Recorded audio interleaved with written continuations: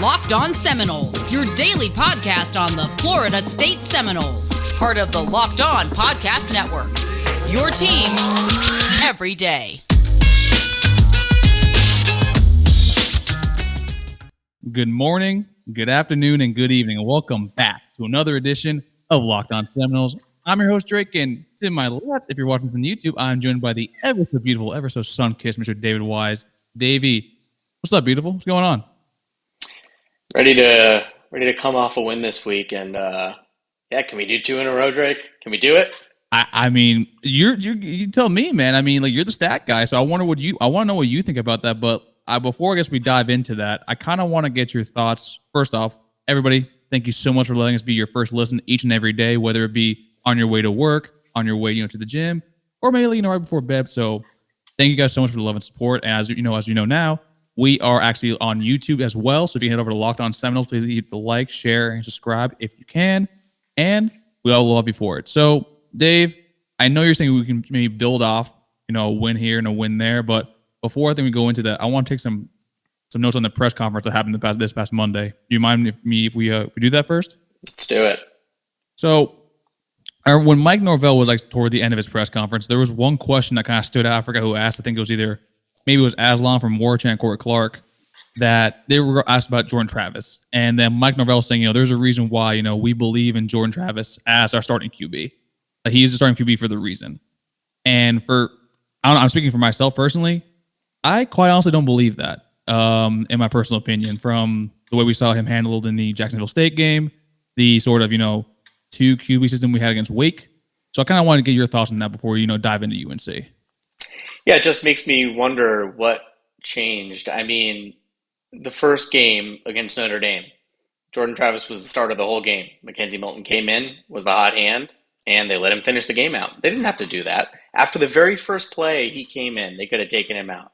And then from there, obviously there were some injuries on Jordan Travis's part to deal with, but didn't seem like the issue was Mackenzie Milton, according to the coaching staff.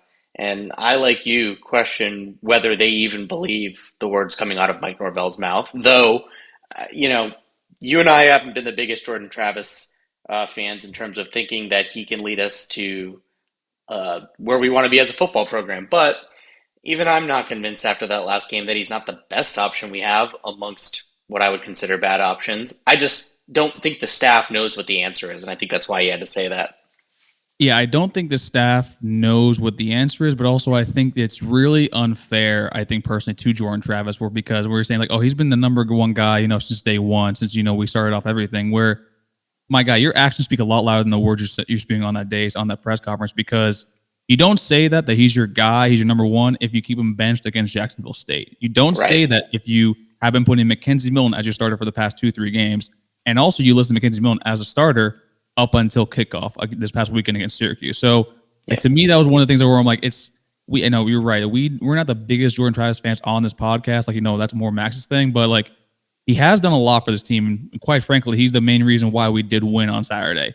Now we can litigate, when Max gets back, whether or not we think he's the starter moving forward, for next season. Me personally, I'm more on I need to see what Chuba does. Hopefully we can get him in, after UNC if we're getting blown out or if we're, beating the crap out of them, or likely the former. But I do think it's really unfair to him as a player and him as a kid, because you can tell the kid had worked really hard, and he came back when he's been injured with his shoulder and his knee. So, yeah, he's tough. And at this point, I think we have to roll with him according to them taking that or designation off this week. I think that's a big deal. I think they finally won with him starting, and they said, okay, well, he won a game, so that's who we have to go with. And also, if we're being completely transparent here, all 4 of Mike Norvell's wins are due to Jordan Travis. Mike Norvell's only won 4 games as the head coach at the Florida State University. It's because of Jordan Travis. So you got to put some more respect on my guy's name over here, man. The man's literally he's putting his body on the line for him. But I mean, you're right though. So now it's just more that I want to say, I think you and I and the fan base as a whole is a little more. We wanted more from the season, and now we're kind of still stuck looking for answers whether or not been the quarterback. Because me and you were hyping up Mackenzie Milton, and he has not been anywhere close to where we needed to. And also, from your stat, he's the worst quarterback in the Power 5 per advanced metrics, which is unfortunate. And now we can't even see Todd Purdy now in the mix. So I think it's more that I think we're trying to echo the sentiments of a lot of, the fan base where we're not where we want to be. But after a win against Syracuse, I think we're on kind of, on sort of the right direction moving forward. I think the problem for a lot of fans is that it's not sexy to not have a guy that can't throw to the football past the line of scrimmage. And, as dynamic as Jordan Travis is on the ground, and there is no questioning that, he just broke the all-time rushing record for a Florida State quarterback. That's a big deal. We've had Charlie Ward. But, again, I think people harken back to the Jameis Winston times when throwing the ball was easy and fun, and even after that, DeAndre Francois could throw a football, and for the first season he was here, James Blackman could, and then ever since then, we haven't been good at the whole forward pass thing. So let's move on to the UNC preview, but before I do, folks, I need to tell y'all about our friends over at Sweatblock. Now, as you can see, now that we're in a video format, your boy's a little bit heavy set, a little bit thick, if you will, as you can tell by my t-shirt, right? So one of the big things that I have a problem going out with is that I need to find the proper, t-shirt and clothing for my going out clothes. And it's always either I'm wearing a black or a dark gray or something to hide my sweat stains because, I'm a sweaty guy. That was until I actually found out about Sweatblock. Now, me, Max, and Dave not as much because he's in better shape than the two of us. But for Sweatblock, it is doctor created, doctor recommended. It's a dry shirt guarantee. You can get it at CVS, you can get it at Amazon. And folks, since I've gotten this, your boy now is rocking, the coral shirts, the pink shirts, the light colors that, I just love so much, especially being down in the South Florida area. So please just head on over to Sweatblock. You can get it 20% off of your first order of it from sweatblock.com by using the promo code Locked On. That's LOCKEDON. And, get it for yourself, get it for a loved one because, folks, trust me, Sweatblock is the real deal. Sweatblock.com, promo code LOCKEDON for 20% off your order. Now, Dave, that we have discussed the quarterback controversy, or now as something more that the faux pas that, in my personal opinion, where Mike Norvell was speaking a little out of turn at the press conference. Let's move on, turn the page to the game this weekend. So a lot of people are wondering whether or not we can recapture lightning in a bottle this year against UNC on Saturday, especially because we're traveling to Chapel Hill. I kind of want to know what are your expectations going into this game, and then after that, kind of want to know what do you want to see from this team heading into UNC? So, the interesting thing about this game is that UNC is easily a worse team than they were last year. Florida State is, I believe, definitely a better team than they were last year. And yet, I'm fully expecting a markedly different result than we got last year. What's weird about UNC is, depending on where you look, like whether you look on SP Plus or F/Plus or PFF, you get some different things on UNC. Like ESPN has them the number 2 offense in the country, right? That's not surprising. They have Sam Howell at quarterback. But you slide over to PFF, and according to them, UNC's better at running the ball, like substantially better than they are throwing. They're still a very good throwing team, but they're even better at running. And our run defense this year has been solid. So that's not what I'm worried about. What I do worry about is UNC just opening things up and throwing the ball 50 times with Sam Howell to see if our DBs, which has been, along with linebacker, obviously the weak link of the defense, to see if they can cover all game. UNC doesn't have the greatest receivers, but it's a scary proposition with Sam Howell, who's, like you've told me, been better at running the ball this year, and the arm talent hasn't gone anywhere, although the production's been a little down. I don't look forward to facing that offense, and it's the line 17.5, and we've talked about this. If we cover that line, I don't care what the score is, I'll be happy, because I could see them dropping a 50 bomb, and that's all I want to avoid, honestly. Do you think then, because I'll give you my perspective on it, towards the end of the show, but if you see them when they've played really, really bad teams or teams that are, their perception is poor, they play Georgia Tech, they lose by 20 points. They play the team the week after in Duke, they win by 31 points, and they dominate the entire game. What do you think is the reason behind all that? I don't know. It's obviously just an inconsistent team week to week. Their defense has not been great. That was a problem against Georgia Tech. The only thing, it's funny, you made a comment earlier this week to me and Max that their run defense is garbage. What's funny is their run defense is the strongest part of their defense. They're terrible at coverage. They're terrible at tackling. They're terrible at getting to the quarterback. They're actually okay at run defense, which is not my favorite thing to hear because running the ball is what we're good at. So if that's the one thing they're decent at on defense, that to me says we should come out with a game plan to try and throw the ball. I just don't know that we're equipped to do that. We might be, and to go back to your run defense thing, like I know per PFF, their run defense is like I think in the top 50 in the country, per 130 FBS teams. I can tell you because like that's one of the teams I'm assigned to for Locked On ACC. And folks, by the way, for Know Your Foe, we have Candace Cooper on Friday. Don't forget to miss that. Don't forget to check in on that. But their defense primarily is extremely, extremely young, just like ours. So a lot of their issues around is being one, a lot of them are 19 and 20, except for one interior defensive lineman who's been there for 4 to 5 years. Like that defense, in my personal opinion, in the next 2 to 3 years, is going to be a top 10 defense because their trenches are built with 5-star and high 4 stars. And then with the DBs, it is kind of shocking that their coverage isn't that great, primarily because it's led by a Tony Grimes, who was the crown jewel of that class with Sam Howell in 2019. So it's going to be really interesting to see that because their run defense has been really poor. And then you mentioned the poor tackling.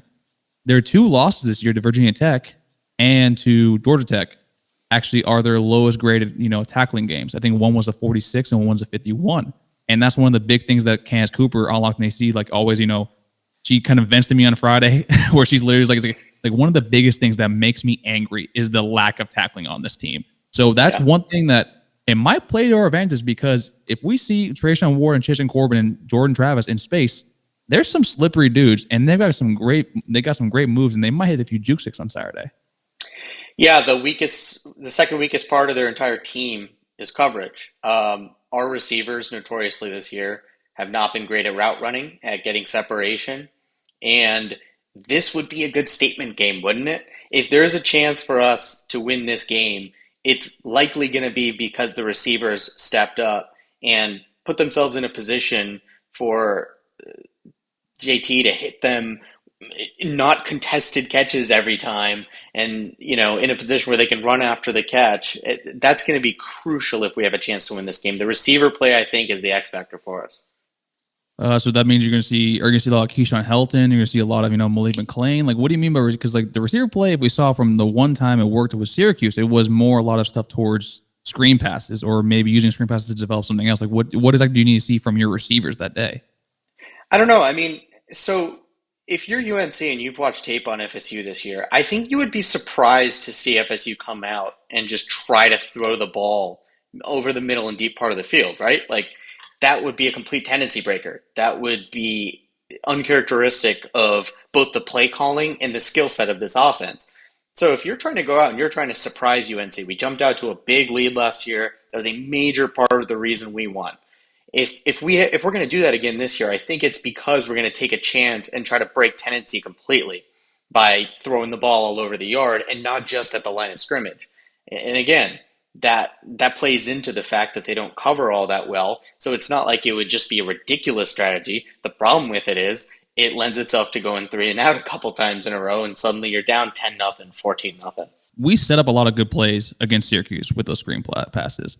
We set a lot of. I want to see more of the youth movement as well with like a Darian Williamson coming back. Also, I think that one of the big things that before we go to the break, I'll kind of tease a little bit is going to be in the trenches. Primarily, that our offensive line against their players, such as I want to say his last name is Fox and Miles Murphy. That's going to be a sort of point of attack, and also their offensive line has been sort of not abysmal, but has left a lot to be desired. Primarily, we've had the injury bug. We've been discussing that over the past few weeks. Theirs, I think, has had 7 to 8 different starting line combinations, and that's an offensive line that is the primary reason for the struggles with UNC. But before we discuss a little more of that, let me tell y'all about our friends over at rockauto.com. Folks, I've said it before, I said it again. My uncle, shout out to Tio Francisco, Panama, has been a mechanic in Delaware Beach for over 20 to 30 years.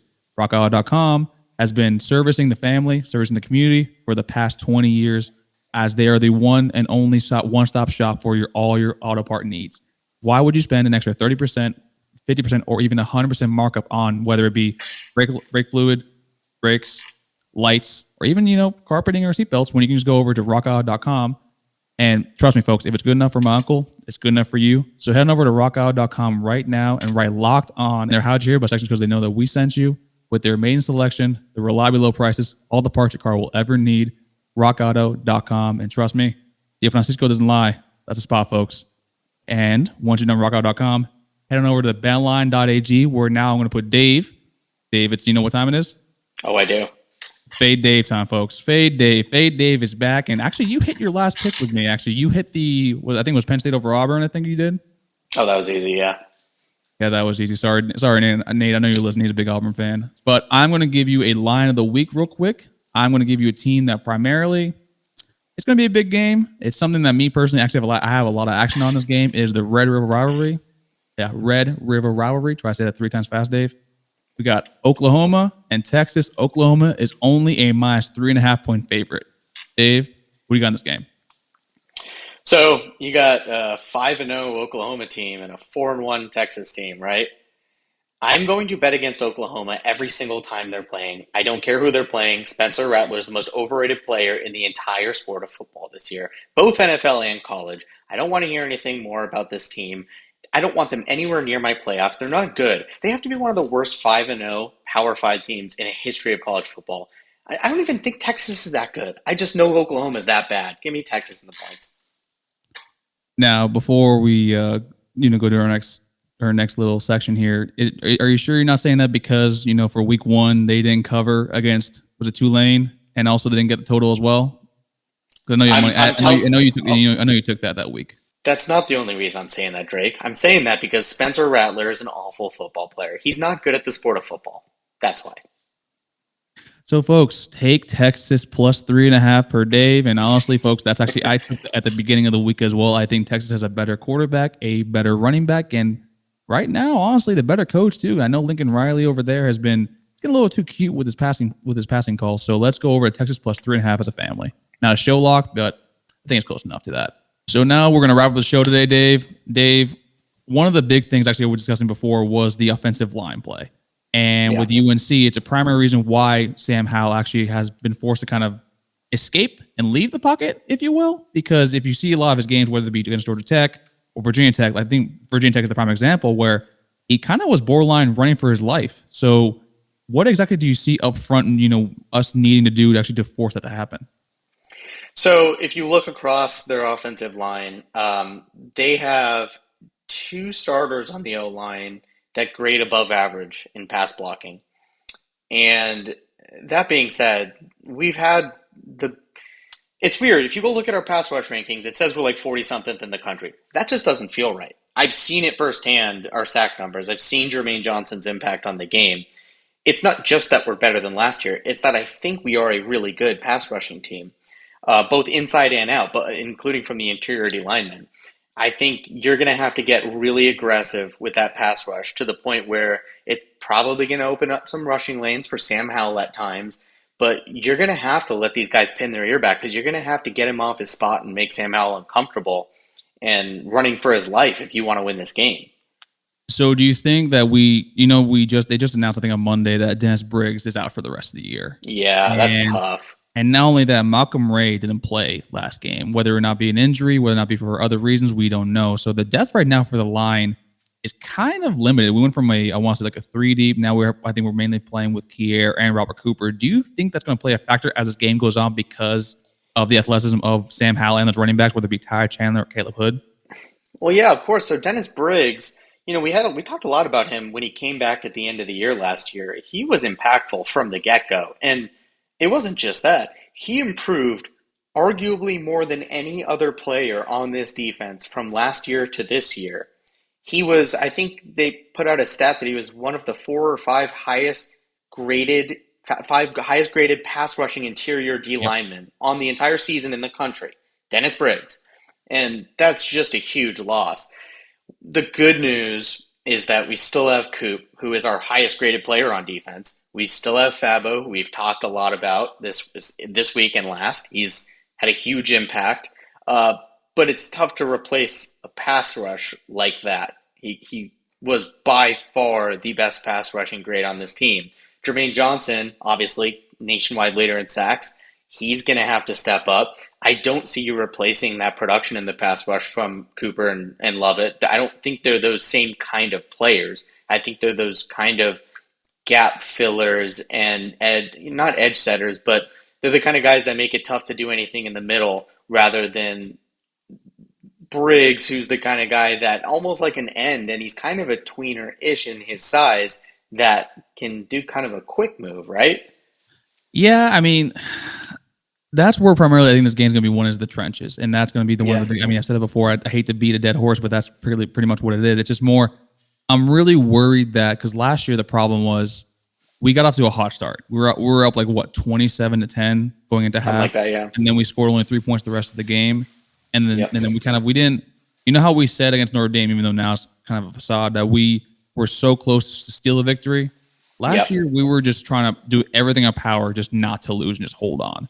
So I'm just really worried that if this game gets really not only physical, but it's requiring our linemen to run all over the place, that we don't have the depth or even the quality depth to sort of stay in the game and keep it not even close. Like I'm kind of with you. Like if we lose by 10 points, I'm fine by that. If we lose by 17, that's still covering. And to me, if you cover against a team like North Carolina, that's huge. So that's just more, I guess, my concern is that I just don't want to be gassed by the end of the day. And that's going to be the worst way to lose. Here's the thing. The question comes down to this. Do you want to try to win the game? If you want to try to win this football game, you're going to have to take some massive risks. Like I said, you're going to have our D-line pinning their ears back. And when you do that, you're just going to open up rushing lanes. They're going to run past the quarterback. Sam Howell's going to have room to run. That's going to happen. But if you're not aggressive in this game, both in terms of your coverage, in terms of your attempts to blitz, in terms of your D-line pressure, and in terms of on the offensive side of the ball, like I said, maybe changing up your entire game plan and breaking tendency, trying to throw it all over the place. You don't do those kind of things. I just don't think you can keep up with an offense like this. It just seems unlikely to me. So, yeah, if you try those kind of risks, could you lose by 25, 30? Yeah. If you don't try that, could you lose by 25, 30? Yeah. So basically, right now, all you're saying is basically just hit. Yeah, pretty much. I mean, look, go for it. You're not expected to win this game. We're coming off a win. Try for the win. Take some risks. I am not saying a bunch of gadget plays. I do not want to see a bunch of bullshit where we're doing like flea flickers, and I don't want to see all that. And just, again, break tendency. That is a trick play. Do what you're not expected to do. That's a trick play. That's the kind of stuff I want to see.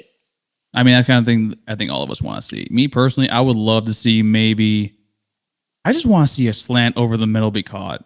That I'm not gonna lie to you. I know that's a really simple thing to ask, and I can't believe I'm asking a Florida State wide receiving core to do that in 2021. But that's something I really want to see because that defense, like you said, their coverage is bad.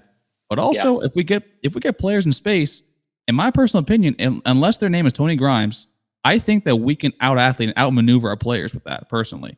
So then I guess, Dave, I'm going to ask you, what's going to be basically your prediction for the night? All right, so I'm not going to do this thing where I convince myself that we're going to do the thing again, and we do this whole thing where we listen to Max's speech, and we think we're going to win the game.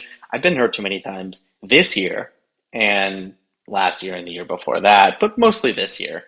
I'm going to go in with the expectation that we're probably going to lose by a couple scores, probably 14-20.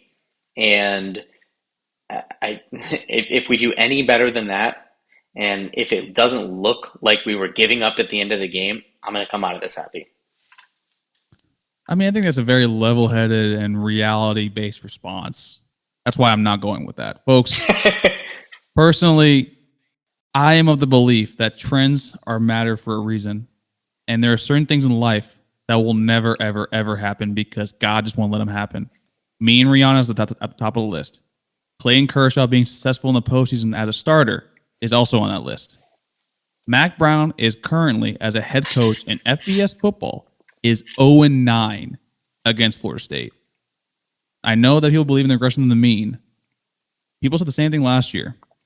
Now, you can side with Dave, who is, basing his opinion and prediction on reality and stats. And quite frankly, that's a great argument. But, as I said earlier, that we are going to win this game again, just the same exact way. I predict maybe a 45 to 42 type of game that we're just going to cling on and keep a win. And that's my story. That's my truth. I'm sticking to it. Folks, thank you guys so much for the love and support. And thank you guys so much for allowing us to transition over to YouTube and help us with all the kinks out and everything else. Right now, I got a new microphone. Dave, we're dealing with internet and stuff like that. Max will be back on Monday. Please tune in tomorrow to our Know Your Foe series with Candace Cooper. We're having her on from the Locked On Network as well. She used to do Locked On Tar Heels. Now she does Locked On AC with myself on Fridays. Well, she does Monday through Friday. I just hop on Fridays. She used to do a little Freestyle Friday action. And then also don't forget to stop by on Saturday for our gambling picks episode. We have Dane Domino coming on for his picks. But that's it for us. Don't forget to like, share, or subscribe either on Apple Podcast, Spotify, Stitcher, or wherever you get your podcast from. For myself, Drake, and my boy David, and we'll see you on Friday on Locked On Seminoles. Go Noles. Go Noles. We're going to win this.